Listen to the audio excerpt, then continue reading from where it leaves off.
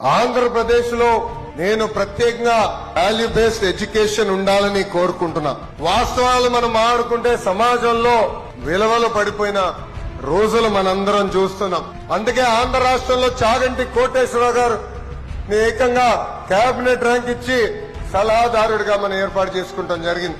ఆయన రూపొందించిన పుస్తకాల్ని మేము ప్రింట్ చేసి ప్రతి సాటర్డే నో బ్యాక్ డే అయినా సమాజంలో ఏ విలువలైతే మనం ఆశిస్తున్నామో అది పిల్లలకి చెప్తాం జరుగుతుంది. దీంట్లో ప్రధానమైంది నాకు దగ్గరైంది మహిళల్ని గౌరవిస్తాం. తెలుగు వాడక భాషలో మహిళల్ని అవమానిస్తూ కొన్ని పదాలు వాడతాం.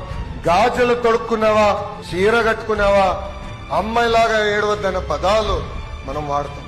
దీనికి ఫుల్ స్టాప్ పెట్టాల్సిన బాధ్యత ఇక్కడ ఉన్న మనందరిపైన ఉంది.